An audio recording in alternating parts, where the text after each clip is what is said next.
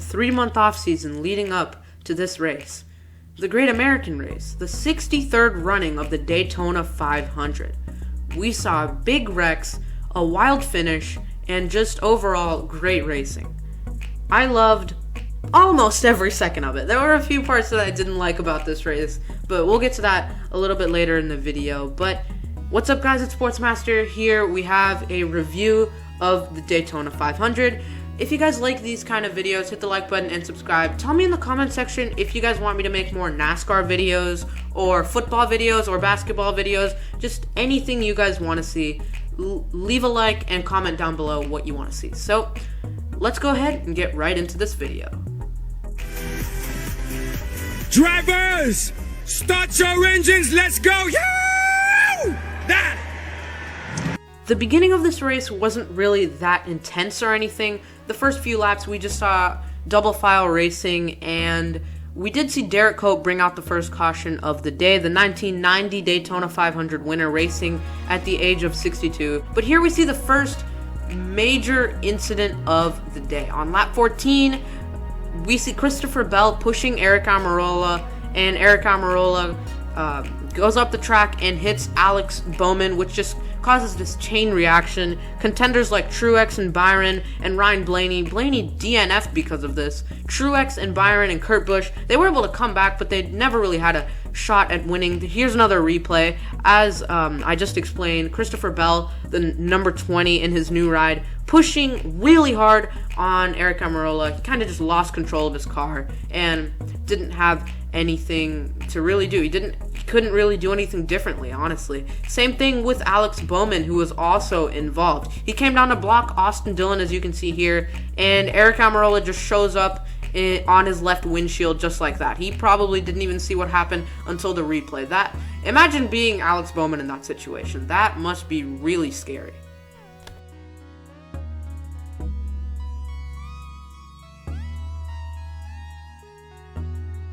After green flag pit stops, we did see new faces up front, like Brad Keselowski, Denny Hamlin, and even Darrell Wallace up there for a little bit in his new ride in the 23 car. Here we see our third caution of the day. The 00 and Quinn Hoof and the 14 car involved in that incident and brought another restart. You know, restarts at Daytona are a lot of fun, especially when you see guys like Denny Hamlin, Brad Keselowski, Kyle Busch, and Darrell Wallace up front. Here, Darrell Wallace really pushing Brad Keselowski to the front. He like literally surpassing his co-owner of his team, Denny Hamlin. But at the end of stage 1, Denny Hamlin did retake the lead, Keselowski and Darrell Wallace falling back a little bit. Logano racing Darrell Wallace really hard, but Denny Hamlin did end up winning stage number 1 at the Daytona 500.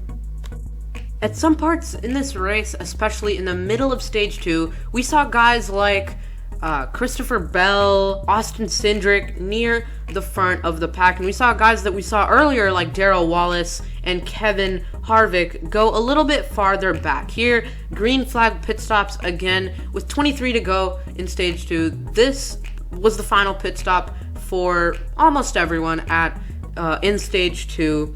There we see Kyle Busch rolling off pit road, Denny Hamlin, and Denny Hamlin's pit stop was actually really good, and that got him into third place. But here we see another caution. Christopher Bell, I'm not really sure what happened here. It looked like he just got loose and went to his outside and hit, who was that?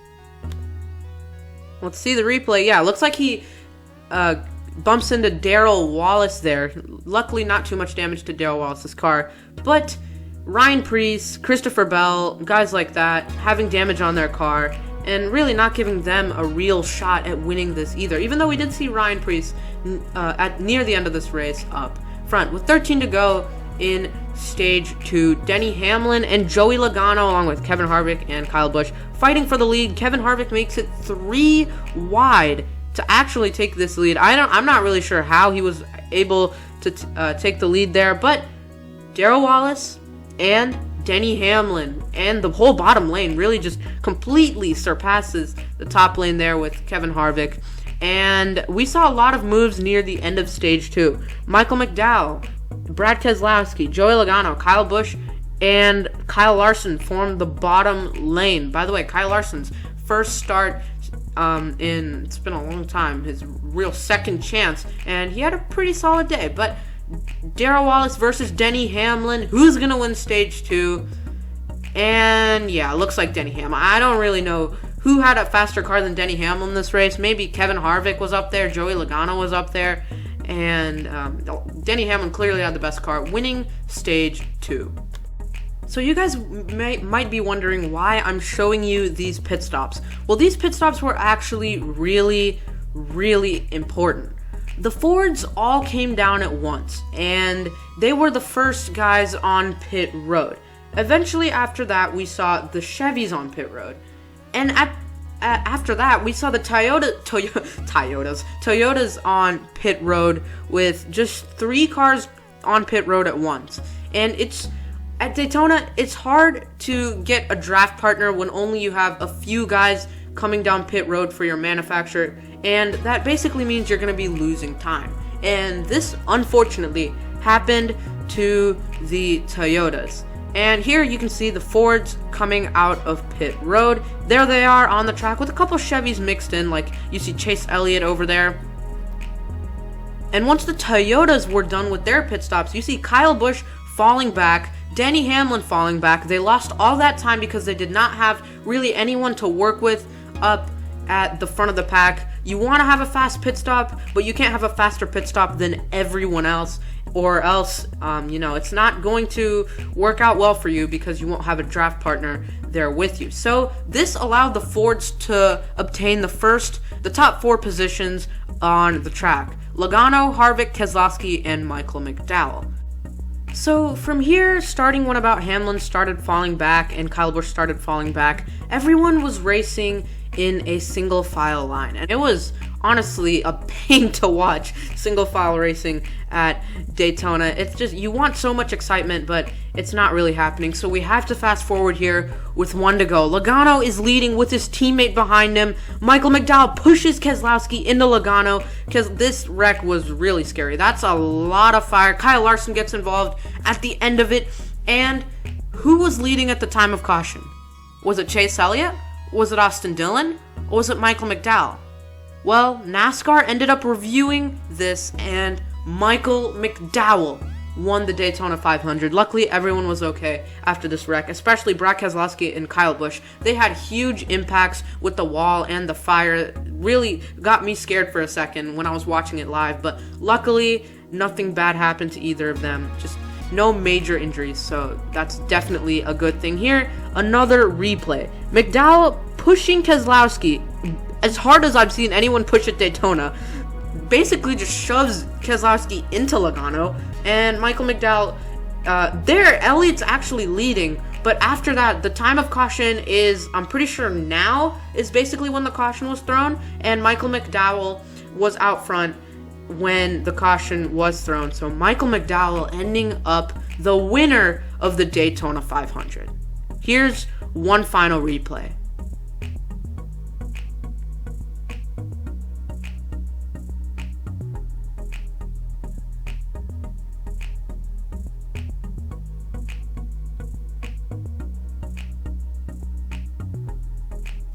So really quickly, let's talk about the top finishers of this race. So obviously the winner, Michael McDowell, banking 44 points and only leading 1 lap, but it was obviously the most important one, the last one.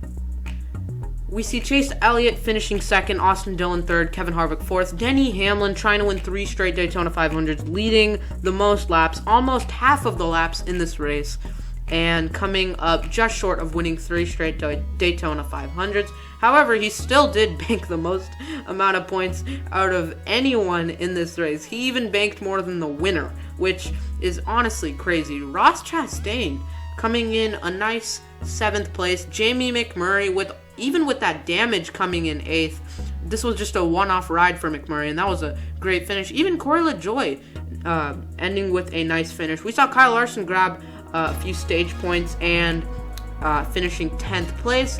Cole Custer in 11th, just outside the top 10. Logano, Keselowski, and Kyle Busch, Austin Cindric, Christopher Bell, Bubba Wallace. A lot of these guys involved in that last wreck on the last lap, finishing about from 12th place to about 17th, 16th place. Ricky Stenhouse, who is an amazing restrictor plate driver, coming in 18th. Honestly, not as good as I thought, but one guy, Austin Cindric, showed a lot of promise in this race. He was running up with the top dogs in this race, and I gotta give an attaboy to Austin Cindric. And it's only the Daytona 500 where you see guys who are wrecked finish higher than someone who was running. As you can see next to Christopher Bell's name, you can see that he was running at the end of the race. But Austin Cindric, Kyle Busch, Brad Keselowski, Joey Logano, they were all involved in the accident, and they finished higher. I don't know how these final positions even work, these unofficial results, but these are the official results. Joey Gase, Chase Briscoe, Cody Ware, from here it's just kind of boring. Kurt Busch, he was involved on that lap 14 crash, had damage, but he did end up finishing the race. Same with William Byron Martin Truex, involved in that first wreck along with Tyler Reddick. Kaz Grala, we saw him running up near the top for a little while, but he was also involved in a wreck. And Ryan Blaney, he also had an accident, that lap 14 accident. And the rest of the guys you can see here did not finish the race. Feel bad for Ryan Newman, man. And Derek Cope in 40th. I shouldn't really be laughing. That's not really nice. But Eric Jones also towards the back. Hopefully these guys have a better rest of the season. But yeah, those are just the top finishers of the race. So I'm not really sure how this works, but it looks like Austin Dillon is leading in points. I'm not really sure how that's even possible when Denny Hamlin and Michael McDowell winning the race and Denny Hamlin banking more playoff points. Not really sure how this works, but according to NASCAR, this is what it is. So Austin Dillon, Denny Hamlin, Kevin Harvick, Chase Elliott, Michael McDowell, the race winner, Kyle Larson in the top 7. And this is just a look at the standings. I don't really have much to say. I just wanted to show you guys this. This is all on NASCAR.com, by the way. I'll leave a link in the description if you guys haven't seen any of their stuff. They have basically the finishing results and standings and basically everything you want to see about NASCAR. They have news, and you guys should definitely check them out. I'll leave a link in the description if you guys already don't know about them, even though most of you probably do. So that's going to do it for today's video. I hope you enjoyed. If you did, hit the like button and subscribe to the channel. I'm planning on doing a race review for races that I see live, because I don't get to see every single race, and races that I find interesting. So if a race just has a driver dominating like 400 laps, I'm not making a review on it. And if there's like one caution, that's not really fun. So I'm not going to be reviewing every single race, but the most important ones and the interesting ones, maybe even the disappointing ones, I will be possibly reviewing. Just let me know in the comment section what you guys think.